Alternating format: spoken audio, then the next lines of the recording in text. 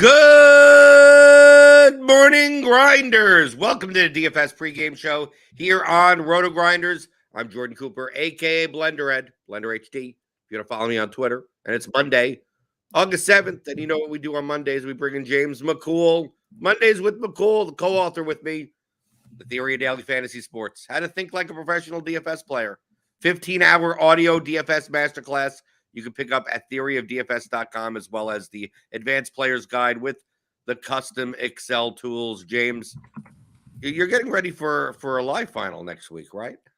I am getting ready for a live final next week. And I've been training myself to play in a different way over the last couple weeks, and it has been annoying. So when is it next week? Is it next Wednesday? No, next Saturday. Next Saturday. Okay, it's on the weekend. I thought it was like 16th, 17th. Okay. Yeah, so, 18th through 21st. Okay. So you won't be, so 2 weeks from now you won't be able to make the morning show for Mondays with McCool. We'll miss you then. Yeah. Hopefully we're talking about your win. Yeah. Hopefully we're talking about my $1 million lineup where I was not contrarian at all and just played very boring, but still ended up winning. Well, you said that you said you're playing different, and it's annoying. What do you mean by that? Yeah, so I don't think that it's any surprise or like newsflash that I'm a really contrarian player. A lot of what I have done and a lot of the success that I've found in DFS has been in leveraging, and mostly direct leveraging, ownership and chalk and using game theory to my advantage. So a lot of that comes with a lot of losses, right? I lose like 95, 96, 97% of slates that I play. And when I say I lose, I don't mean that I don't like win it. I mean that I don't cash like a lot. And that's when you do cash, you're typically cashing very high. Right. Towards close to the top. Right. My 1% finish rate is about 1.3%. I'm not the best player in the world, but 1.3% is fine. But when I finish up there, that's my goal, is to win a GPP. I finish in the 1 percentile more often than the average player, and my loss, my 99th percentile is really bad, because if I'm fading direct leveraging chalk, my lineups are either going to do very well or very terribly based on the contest, right? And based on the field. So while I love that strategy for general play, and I will continue to do that for things like NFL, MLB. I probably will not. I will probably use this new strategy for NBA, just because I have liked the results in terms of finishing position and stuff like that. First off, I mean, are we talking about small field or large field, or is there no difference to you? Always small field. When I'm I hardly ever really play large field anymore. And like that's relative to the size of the contests available, right? So in MLB, it's pretty unlikely that I play something over 1,000 entries, unless it's like, if I feel like burning some money, I'll play like the 777 when it's 100K up top. Just because like I like that contest. Are you mostly playing what, the 121, the 250? Or... Yeah, 121, the 250. I'll play the 444. I'll play the 555. But mostly it's going to be things under 1,000 entries, and usually under 500 entries if I can manage it. And typically in those contests across all sports is that the ownership condenses more. Right, and that's the reason why I like to play them. Is because it's much easier. I mean, in the 15, like in the flagship, in the large field stuff, you're going to see ownership. It's unlikely to ever see ownership surpass something like, speaking specifically to MLB, you don't typically see pitchers over 60% in the flagship. And you don't typically see hitters over about 40% in like the large field stuff. It's pretty rare. Sometimes you'll get it, but it's pretty rare. Whereas in small field, I can think of instances in just the last couple of weeks where Max Scherzer was 84% in the 250. And we had that chalk Cubs slate where Dansby Swanson was 50% owned. And even the other day, Gunnar Henderson was 50% owned. Like, we have these guys who are super, super chalky. And when you're playing in a contest where the chalk condenses that heavily, the leverage is amplified just as much of avoiding those plays. So while Well, the last couple of weeks has kind of been chalk just punching me in the face, and that's fine.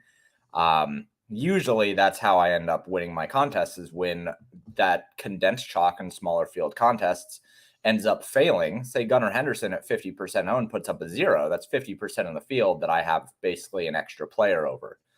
So long as my direct leverage to him does not also score 0, right?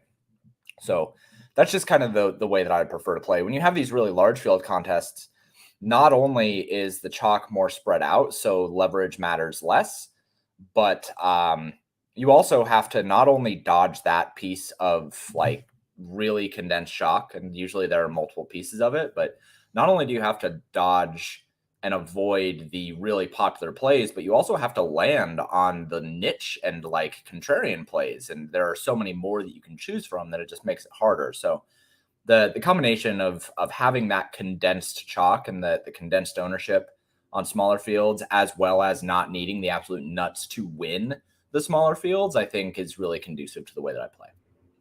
Right. So like the problem in people view this the opposite way. You take advantage, you exploit the field the opposite way of what people think they should be doing. So in large field contests, right? But like you said, there's a push and pull. It isn't like one or the other, because in large field contests, the ownership isn't as condensed. Now, there still will be over-owned players and under-owned players, but it won't get to the point where like more than half the field is on something, right? It's more likely that there's, remember, we always talk about, where does the money come from? There's a good 20, 25% of lineups that are bleeding equity all over the place. Maybe 10% are bleeding it like ridiculously so.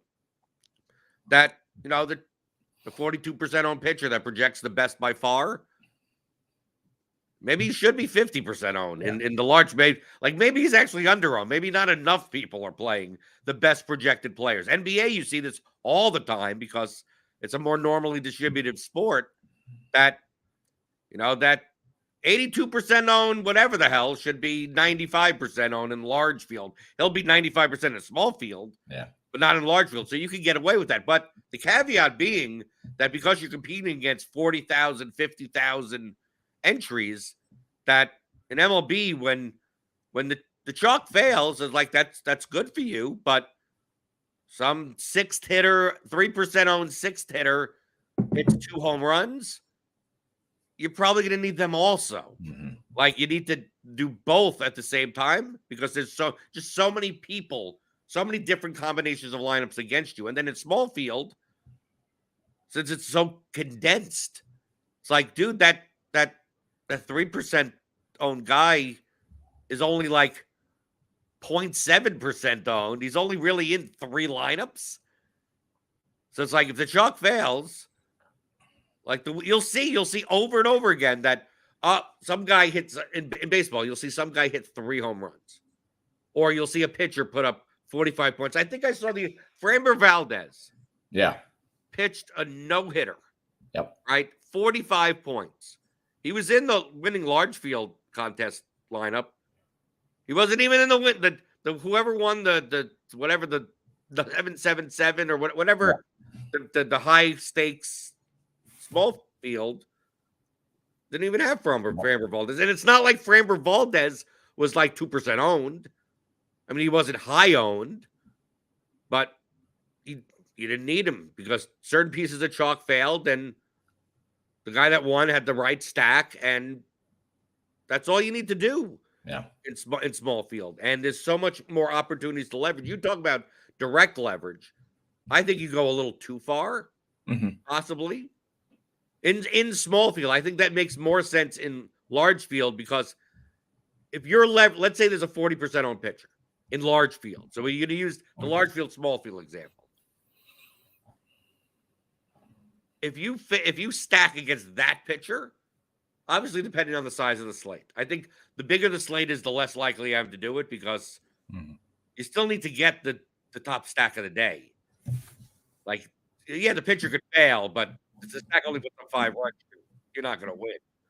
But when 40% of the field has that pitcher, 40% of the field is also like thousands upon thousands of lineups, 20% of which may not have that pitcher and are also bad. Like, I don't have to worry about those lineups anyway. Now, in small field, let's say he's 65% owned. Like, if you stack against Tim and he does halfway decently, like, you're screwed both ways. Mm-hmm. Right? Like, you stack against Max Scherzer puts up 16 points, gives up 4 runs. Like, you didn't accomplish anything, and you're probably behind other people because your stack didn't do well enough. I'm much more likely in small field. Like, when I see like a 70% owned SP1, I probably play that guy or possibly play another SP1 type in his play. Like, oh, Scherzer is 60% owned, but Nola is 15% owned.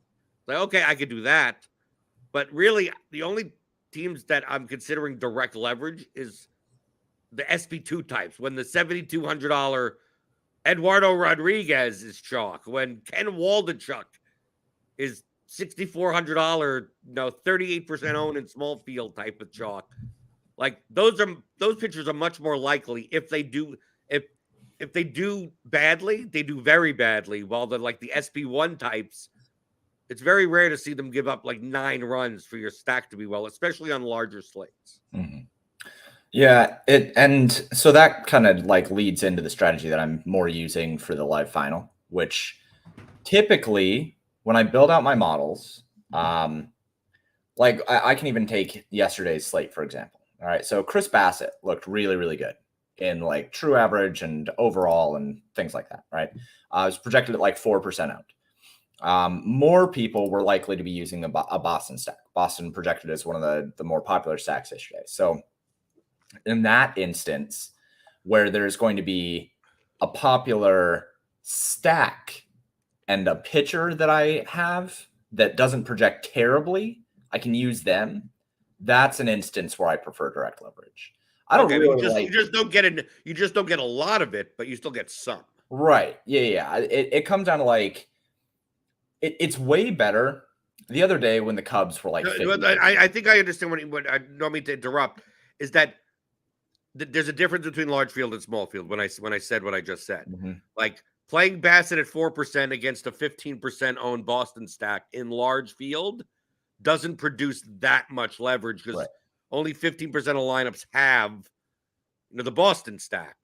You're not necessarily looking for Chris Bassett to put up 30 points. You're looking for Boston to fail as a stack and Bassett to put up for his price. If he puts up 16, 18 points, like you're good. You're good there. You still need other stuff to happen in your lineup, but you're good.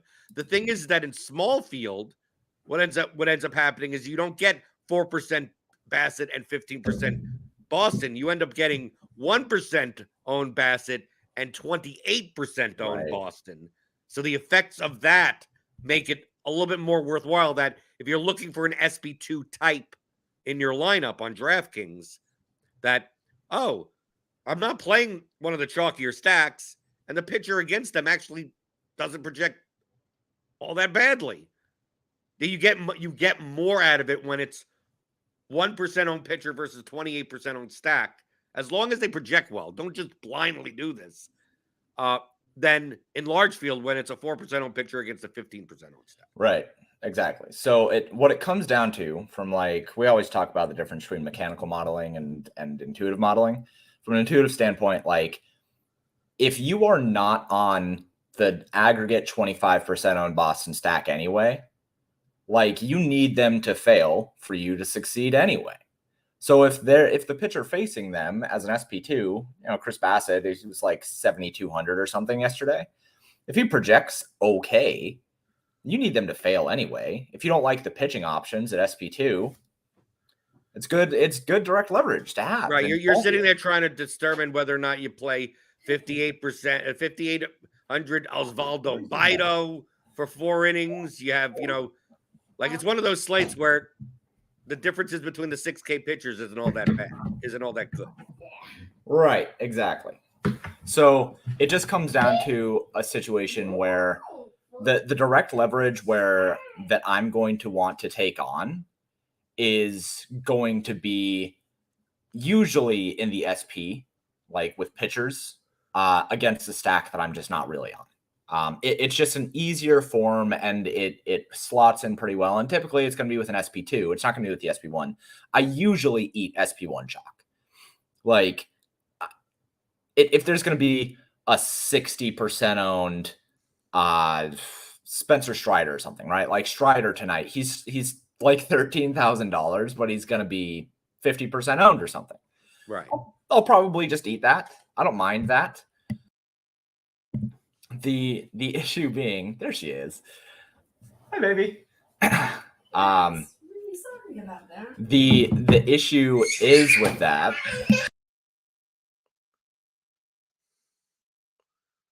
There you go.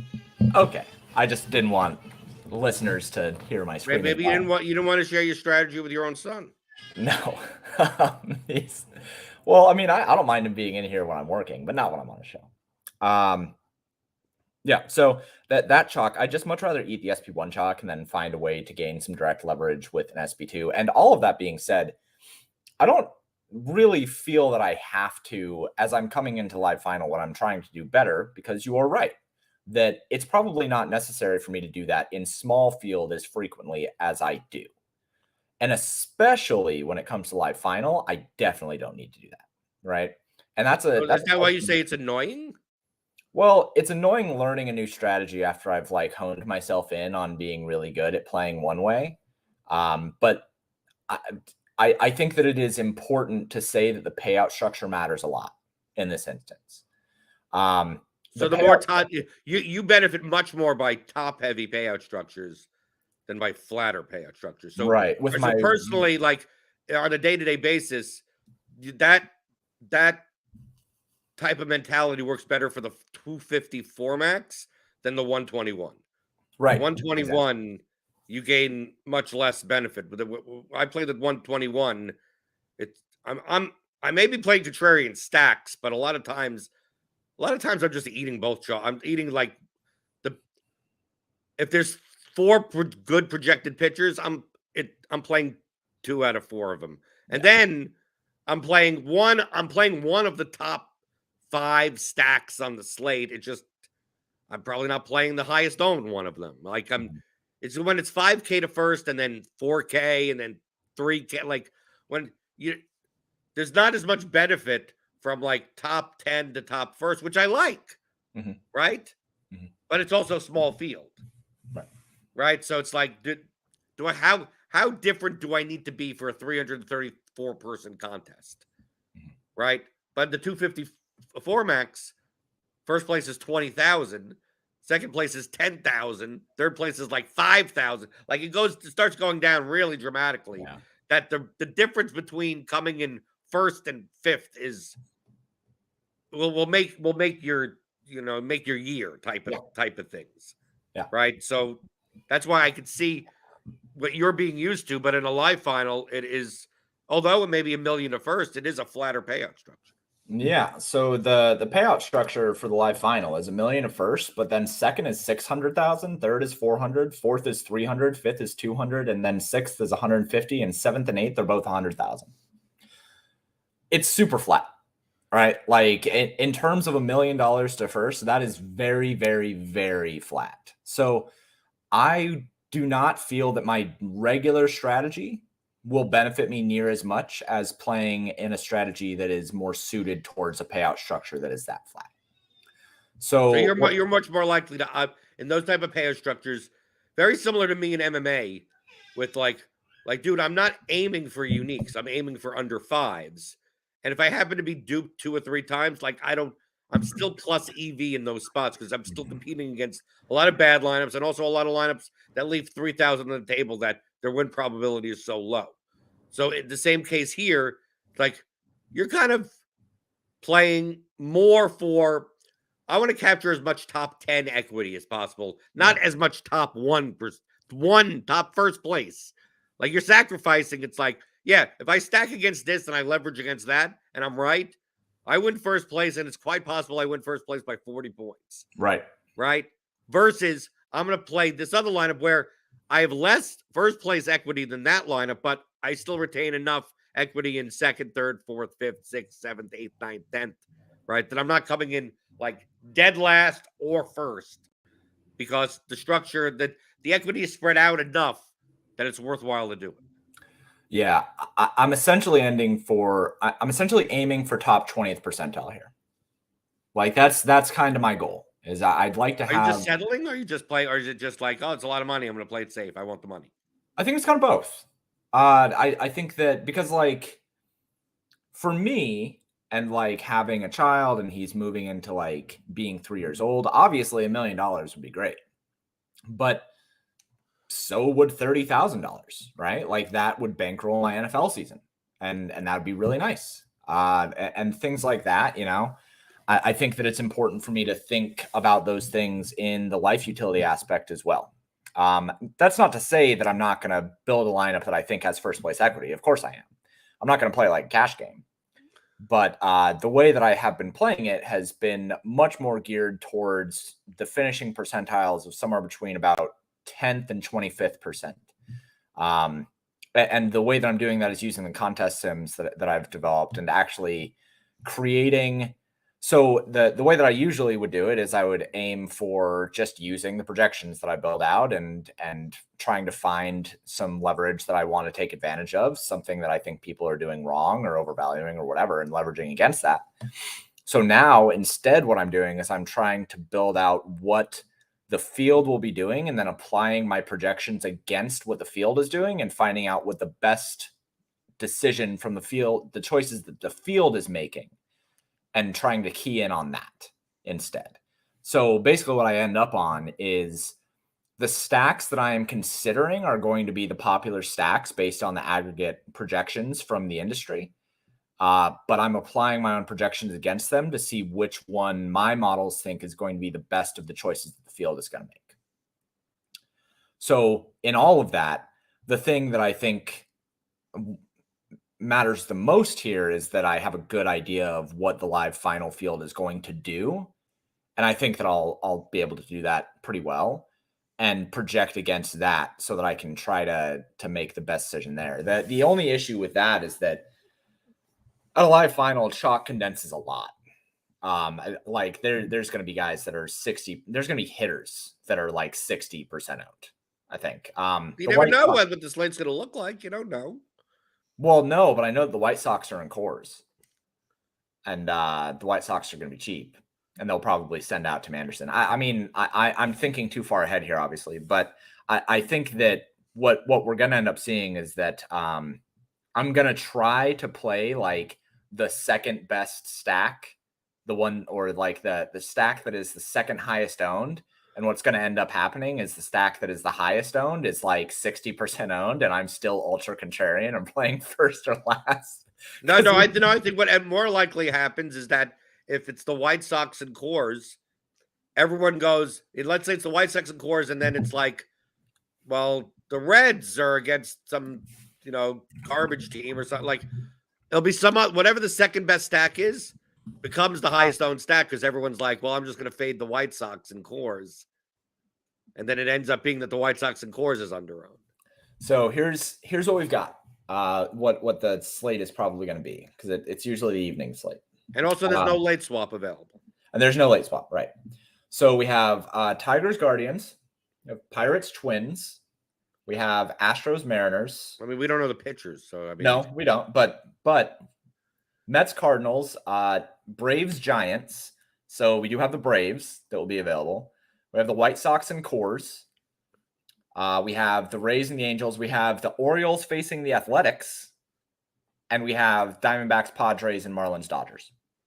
So just based on that, just thinking about those matchups, White Sox, Orioles, Braves, just off the top of my head, are going to be like three of the highest owned pieces. That's my guess. And when it comes down to that, obviously we don't have pitcher confirmations or pricing or anything like that. But thinking about the game theory of it, Braves are ultra expensive, so if people are going to go there, they're going to have to pay down at pitcher. So whatever pitcher is probably pitching for the Guardians against the Tigers or the Twins against the Pirates. It's so easy after like thinking through the entire season to just be like, people are going to use the Twins pitcher and the Guardians pitcher and stack the Braves or the White Sox. Or the Orioles pitcher against the A's. Or the Orioles pitcher against, it'll be Kyle Bradish, right? Like Kyle Bradish is going to be like $6,800 Kyle Bradish or something, right? So like just knowing that those matchups exist on there, like I can kind of already see where people are going to go on this slate. And you know what ends up happening, James? If you would have just made the cash lineup would have with no stack and no nothing, and that's the winner. The way this season is going, I wouldn't be shocked. No, I wouldn't either. There's going to be some rookie that has a historic season named Dennis Schneider or whatever. Right, like the first major league game, he's 8 million % owned and goes like 18 for 19 with 7 home runs. Right, and that Gunnar Henderson day, right? 50% owned, first at bat, gone. Yep. Like really? I'm going to tilt my entire face off. It's going to be the worst. I'm glad the Reds are not on this slate though, because that would be. I have lost so much money on the Reds this year, man. Playing the Reds or fading the Reds? Yes. Both, right. Daniel Hutchins says that in MLB, it seems to me that SP1 ownership is often reasonably efficient, so it's probably okay EV-wise to just do whatever you prefer with it. Yeah. Yeah, and I'd mostly agree with that. Whenever I run through sims, it's usually the SP1 on the slate is directionally correct, if not like right on the nose. And those are days that I prefer, honestly. I would prefer to be able to eat the chalk at SP. Like if I can eat chalk at SP1 and SP2 and be different with my bats, that's a slate that I like to play more than any other slate. Slates where I look at it and it's like, hey, you have to play this 38% owned stack and you're going to get a little bit different at SP2. I'm like, well, I'm just going to kill myself. Like, I don't want to deal with that, you know?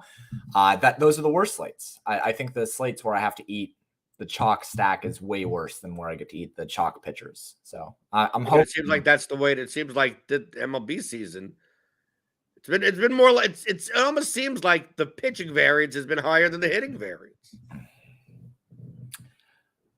It's been so recently in the last couple of weeks. I would agree with that. We had the same conversation a month ago, or somebody was like, the chalk has been doing really well this year, and I'm like, it hasn't. Like, I'm a testament to that. I'm way up this year because the chalk has not been doing as well as people think that it has. But the last couple weeks, I'll buy that. The last couple weeks for sure. I'm just hoping that it turns around in the next, 2 weeks or whatever. I usually stop playing baseball this time of year because I don't like dealing with call-ups and I don't like dealing with the weather and, right. September 1st, once the 40-man rosters or whatever, it's like, I'm done. No, I don't want to deal with that, man. It's the worst. So and then you have 25 out of the $100 hitters are all over the place. Yeah, and like with no baseline of any type of data to project anything. It just do the teams even care anymore? Right. Then you have the pitch counts are going to be much more variant, right? The teams that have nothing to play for is their best pitcher going to go 100 pitches? Maybe not. Go out and throw 80. We're even already seeing teams send it in, man. Like the Mets, you can use any pitcher you want against the Mets right now. They're not like they don't care at all. Those guys are just going out there like Lindor is swinging at everything. Pete Alonso doesn't have any power because his wrist still isn't healed up. Like you can use anybody against the Mets right now because they're selling and they're like completely. The morale is just shot. Take a look at some of these batting orders and it's like, wow. It's like, okay, 1, 2, 3, 4 is okay. Then 5 to 9 is like, who are these guys? Well, dude, the creative players. Pittsburgh yesterday sent out a lineup without Andrew McCutchen and without Brian Reynolds, and it was like I didn't know a single player on their roster outside of like Jack Sawinski. Right. I didn't know any of them. Well, Hayes is back, right? Okay, yeah, Cabrian Hayes was back. That's right. So Cabrian Hayes and Jack Sawinski and then a bunch of holograms. Yeah, a bunch of guys with a 40% strikeout rate. it's so bad. And the Rockies have like one competent hitter. two, I guess. Nathan McKinnon and Edwin Diaz are like good, competent. Isn't it Einer Diaz? Is it Einer Diaz? Yeah, I thought Edwin Diaz is a relief pitcher. Oh, yeah, you're right. It's Elias. Whatever. For project, dude, we're used to dealing with spreadsheets. We just see E Diaz and whatever the first, I don't know what his actual first name is. Yeah, I don't even care. It's hard this time of year, man. It's really hard because this time of year, I think, is where, I mean, one, the variance, like we start seeing, we have this period where the middle of, like most of July, I think, is pretty predictable. We pretty much know, like, teams are on a roll. The weather is good. It's good hitting weather. Like we see guys kind of do what we expect them to do. Sure, there's still variance, there's still volatility, but I think things make sense in July. And then we hit August, and you start seeing teams that don't have a chance to compete start mailing it in, and you see teams that are really trying to compete start holding their guys back a little bit. Then you see guys getting called up, and like it's the start of what is just the worst part of MLB, which is I don't know who these guys are. And I don't know why this guy is priced this way. I remember last year, I stopped playing baseball for about a month, probably end of July, I want to say. And the end of August, I'm like, I don't have anything to do. I'm going to play some baseball DFS. So I go in and I see that David Peralta is like $5,800, and I just close the app. I was like, why is he 50? I'm not doing all this work to get caught up on why David Peralta is now almost $6,000 for the Diamondbacks. Like, it's insane. Things just stop making sense in August. Would you rather play MLB DFS or NFL preseason DFS? Oh, come on. MLB DFS. Preseason is, I'm not touching that. I think there's a lot of edge in preseason. I have this conversation every year. There is so much edge in preseason in the same way there is so much edge in WNBA, but I'm not doing the news aggregation. I'm not following beat reporters. I'm not trying to find depth charts from training schedules. Like, I'm not doing these things, man. Somebody else can do it. Even if you do, it's not, you see, the thing with NFL preseason, it's not about like, oh, well, who's going to play and whatever. It's like, no one's going to play much. Everyone's going to play. It's just a matter of how long they will play in a game. Like, is this guy going to play the first half, or is he only going to play the third quarter? And that's the difference in your edge of like, oh, they may be rotating in 3 quarterbacks, but they may only do 2. So it may be a half each, or it may be one guy that goes for like 3 quarters and the other 2 just close up. Like those are the humongous edges in preseason if you get it right. But good luck figuring that out. And then, God forbid, you choose the one that plays 3 quarters, and the one who plays 1 quarter throws 2 bombs to the starting wide receiver, right? And then you're just dead in the water anyway. Like, I hate it. I hate news aggregation sports. I think that NBA is an NBA a news aggregation sport? No, because you can project really, really well with NBA, right? Like we have really strong baselines and we have consistent modeling for NBA. Like, yeah, but it's still news aggregation as far as like 20 minutes before lock, this guy's out, this guy's in, that guy's. It's still news. And there's a reason why I hate NBA. Okay, that's mostly why, right? But like, at least, but not a news aggregation sport when it comes to even projecting the players in the first place, right? Yeah, like we know if Giannis is in, this is how the Bucks play, right? If he's out, I could take this out and whatever, and we'll know that beforehand. But in NFL preseason, it's like, I don't know how these guys played. I mean, take college football, man.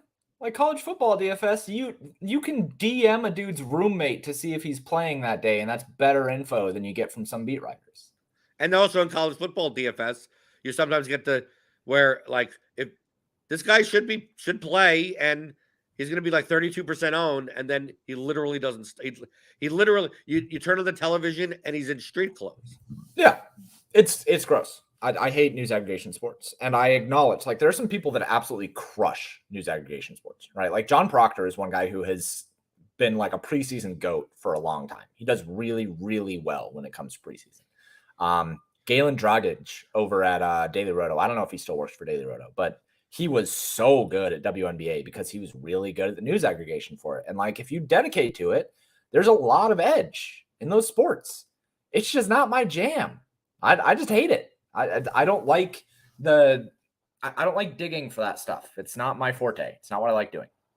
There are edges everywhere, right? Right. You don't have to take all of them. Right. Right. You take the ones that you want, that you that suit your strengths and your combination of upside versus risk. Right. That's the way it is. That's why I'm good at baseball. Like MLB DFS is my bread and butter because it fits the way that I play. NBA is not, because NBA is not how I like to play. But that being said, this new strategy that I have for live final is going to translate really well over at NBA anyway. So I'm excited to test that out. From what I've seen, I mean, obviously limited sample here, but instead of like the very barbell effect of my finishing places, I have a much more consistent step ladder up towards that 20th, 30th, 10th percentile. And while I don't think that I would have, clearly I wouldn't have the same win equity in large field. In small field, I think that it's probably still fair to do that, especially in NBA where things are so much more linear. And we talk a lot about this, the concepts behind this in the Theory of Daily Fantasy Sports. And the Advanced Players Guide with the custom Excel tools. You can pick that up at theoryofdfs.com. James, people can find you at paydirt_DFS. Yep, paydirt_DFS. And you can find all my modeling over at paydirtdfs.com. Obviously, we'll have NFL things up here pretty soon. Even preseason? No.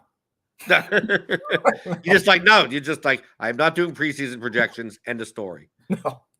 People ask me, they're like, hey, are you going to like put this up? I'm like, nope, not. You can go to ETR, man. Like, I don't care. You can go wherever you want to go. Not getting to here. Yeah, we can go to RotoGrinders. We got preseason stuff. Click on that link in the description. Get $10 off your first month. Obviously, hit the thumbs up button. Give me the thumbs on your way out the door. I'll be on tomorrow. Send in your questions. Questions at theoryofdfs.com. We're going to do a lot of like transitioning into NFL,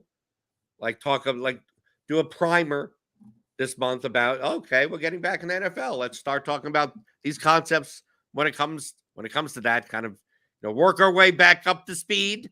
So if you got any NFL questions, NFL DFS stuff, email them in, questions at theoryofdfs.com, and I'll answer them. That's what I do here, Monday through Friday. 11 o'clock Eastern on the DFS pregame show on RotoGrinders.com.